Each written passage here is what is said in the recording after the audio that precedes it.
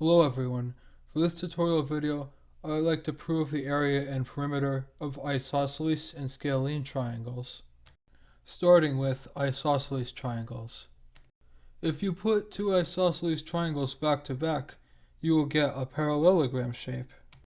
Similar to how if you put two right triangles back to back, you get a rectangle. In fact, this analogy is important because a parallelogram can be seen as a rectangle that is simply stretched on one of its endpoints, and so therefore its area is still length times width. Since a parallelogram is length times width in terms of area, it follows that one of the two isosceles triangles that make it up would have to be half this. And for the perimeter of an isosceles triangle, we can first see that you can divide it into two smaller right triangles, because like with the right triangle, we would run into a problem trying to count the squares along its length, owing to the tilt of the two sides besides its bottom. Because of this, we attempted to solve the problem by dividing it into shapes we already know the perimeter of. So we now observe by the Pythagorean theorem that one of the tilted sides of the isosceles triangle squared equals one of the sides of the right triangle squared plus the height of the isosceles triangle overall squared. So our perimeter formula logically becomes length of bottom of isosceles triangle plus the square root of 1/2 the bottom of the triangle squared plus the height of the triangle squared, and then plus that same factor again to account for the other tilted side of the isosceles triangle. Now that we have proven the area and perimeter of an isosceles triangle, we can move on to the most unpredictable type of triangle, the scalene.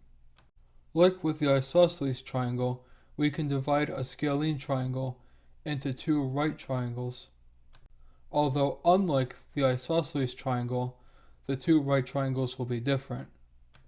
We know already that the area of a right triangle is length times width all over 2, so we can see that the overall area is a summation of these two different areas, as even though the widths of the right triangles are identical because they meet at the same point, the lengths are different.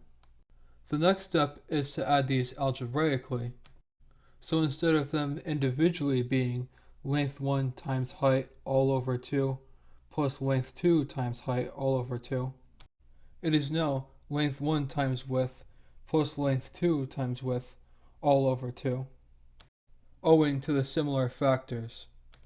And by the same exact logic, we can isolate the width or height from the equation. We notice that one of the factors, length 1 plus length 2, is simply the base of the scalene triangle. So our final answer proven is base length times height all over 2 equals area of scalene triangle, exactly like with the other two types.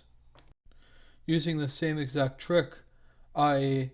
dividing the scalene triangle into two different right triangles, we can see that the length of one of its sides that is not its base will be opposite the right angle, and so would have the c length in the formula a squared plus b squared equals c squared.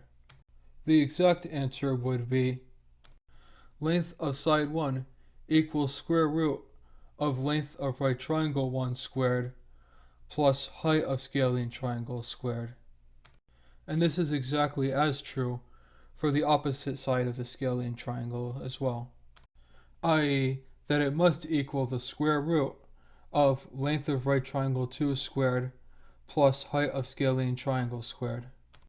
So although the area is always the same regardless of which triangle you are working with, the perimeter formula becomes more complex as the shape itself gets more complex. Join me in the next tutorial video where I give a proof of the area and perimeter of a rhombus, aka a kite. Don't forget to subscribe if you found this video informative, and make sure to see other tutorial videos, and follow me on either Facebook or Twitter for more content.